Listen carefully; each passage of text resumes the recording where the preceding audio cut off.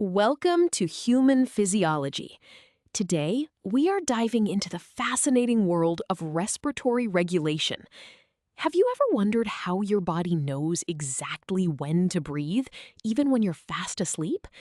In this lecture, we will uncover the brilliant, life-sustaining systems that keep our blood chemistry perfectly balanced. Let us start by imagining a car with an advanced cruise control system.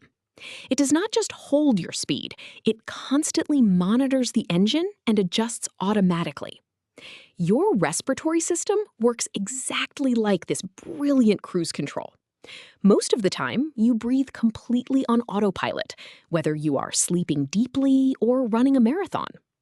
This automatic adjustment is crucial because it ensures your body always gets exactly the right amount of oxygen while simultaneously getting rid of toxic carbon dioxide. We call this continuous, highly precise adjustment the regulation of respiration. Now that we understand what this autopilot does, we must ask, why is this precise regulation so absolutely critical for our survival? The answer lies in the severe consequences of imbalance. If our breathing rate does not perfectly match our body's metabolic demands, things go wrong rapidly. If we breathe too slowly, carbon dioxide builds up in the blood, turning it dangerously acidic and starving our brain of oxygen, a condition known as hypoxia. Conversely, if we breathe too fast without needing to, we blow off too much carbon dioxide, making the blood too alkaline. This flawless life support system prevents these dangerous extremes. Understanding the dangers of imbalance leads us to the primary goal of the Respiratory Control Center. To truly understand how the brain regulates breathing, we must first understand what exactly it is trying to control. The main objective is to maintain a stable level of carbon dioxide in the arterial blood, because carbon dioxide directly dictates the acidity of your entire body. The amount of carbon dioxide in your blood is determined by how much fresh air reaches the gas exchange surfaces of your lungs every minute. We call this volume of fresh, useful air your alveolar ventilation. This concept of alveolar ventilation brings us to a fundamental physiological equation. This formula shows us exactly where the carbon dioxide in our blood comes from conceptually. The symbol PaCO2 represents the partial pressure of carbon dioxide in your arterial blood, measured in millimeters of mercury. K is simply a constant for temperature and pressure. VCO2 is the rate at which your cells produce carbon dioxide, and VA is the alveolar ventilation. Notice the beautiful, simple truth here. Your blood carbon dioxide is directly proportional to how much you produce and inversely proportional to how much you breathe. If your alveolar ventilation decreases, the carbon dioxide level will dangerously increase. Now that we see how crucial alveolar ventilation is, we need to know how to calculate it. It is not just the total amount of air you breathe in at the mouth. Why? Because some air gets stuck in the windpipe and never reaches the lungs. We call this wasted air the dead space volume, or VD. To find the true useful ventilation, VA, we take the tidal volume, VT, which is the total air in a single breath, and subtract that dead space. Then we multiply by F, the respiratory frequency, which is how many breaths you take per minute. If the brain wants to blow off excess carbon dioxide, it must increase either the depth of breathing or the breathing rate. Before we move on to the nervous system, let us see this formula in action with a concrete example. Suppose we have a resting student. We are given a normal tidal volume of 500 milliliters, an anatomical dead space of 150 milliliters, and a relaxed breathing frequency of 12 breaths per minute. We are asked to calculate the alveolar ventilation. First, we subtract the dead space from the tidal volume because those 150 milliliters do no physiological work. This leaves us with 350 milliliters of fresh air reaching the alveoli per breath. Multiplying this by 12 breaths per minute gives us a final answer of 4,200 milliliters per minute. Physically, this means only 4.2 liters of air are actually participating in life-saving gas exchange every minute. Now, let us apply this to a clinical scenario to see what happens when things go wrong. Imagine a patient who has taken a central nervous system depressant. Their tidal volume and dead space remain the same, but their breathing frequency slows down drastically to just 6 breaths per minute. We need to find their new alveolar ventilation. We set up the exact same equation, but replace the normal frequency of 12 with the depressed frequency of 6.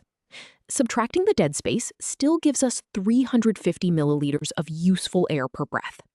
Multiplying by 6 yields a final answer of 2,100 milliliters per minute. This is exactly half of their normal ventilation. Because ventilation is halved, their arterial carbon dioxide will double, causing a dangerous drop in blood pH. Having seen the mathematical consequences of poor ventilation, we must explore exactly how the body physically prevents this. The regulation of respiration relies on a classic biological feedback loop. This loop consists of 3 main parts. First, we have sensors that constantly gather chemical information from the blood and brain fluid. Second, a control center processes this critical information. And third, effectors carry out the necessary physical changes. These effectors are simply your respiratory muscles, primarily the diaphragm and the intercostal muscles between your ribs. The real magic happens in the communication between the sensors and the control center, working in perfect harmony to keep your blood chemistry balanced. Let us look closer at the processor of this feedback loop. The control center is located deep in the brainstem, specifically in 2 regions called the medulla oblongata and the pons. The medulla is the absolute core of this system. It contains the primary rhythm generator, acting much like the electrical pacemaker of the heart. It has a dorsal group that fires signals to make you breathe in, and a ventral group that kicks in when you need to forcefully breathe out. Sitting just above the medulla, the pons acts as a fine-tuner.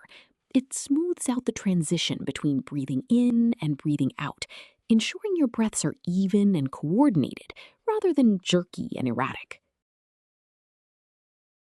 The brainstem generates the baseline rhythm, but how does it know when to speed up? This is where our chemical sensors come into play. The most important of these are the central chemoreceptors, located directly on the surface of the medulla in the brain.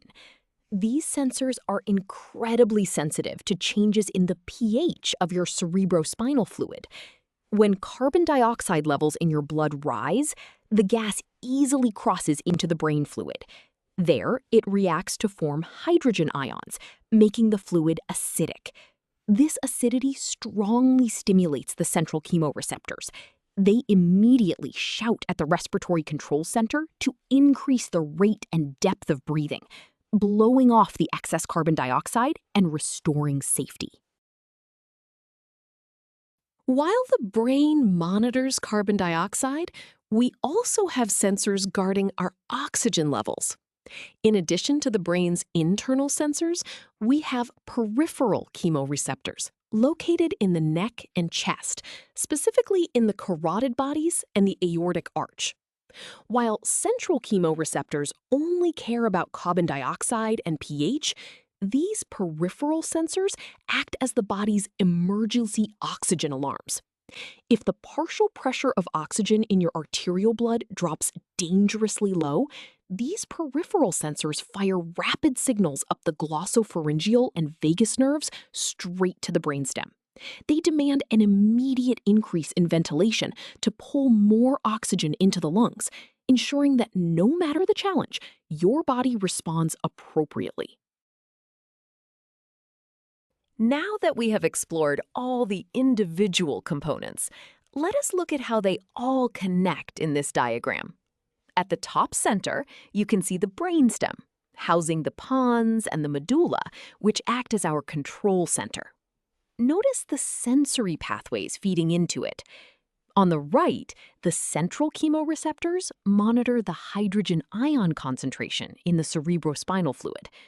On the left, the peripheral chemoreceptors in the arteries monitor oxygen, carbon dioxide, and acidity in the blood. Both sets of sensors send continuous data to the medulla. Finally, follow the thick arrow pointing downwards.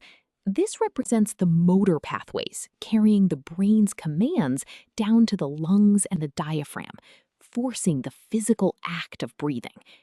This beautiful loop is what keeps you alive every single second. We have covered the full topic of respiratory regulation, so let us reinforce the most important ideas. First, remember that the brainstem, specifically the medulla and pons, houses the neural control centers that generate your basic breathing rhythm.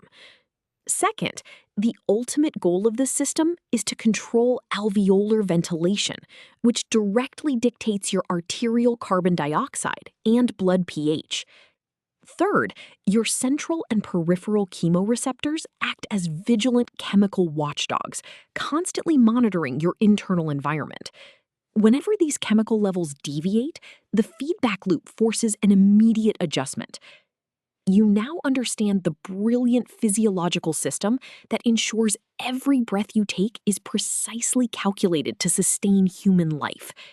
Excellent work today.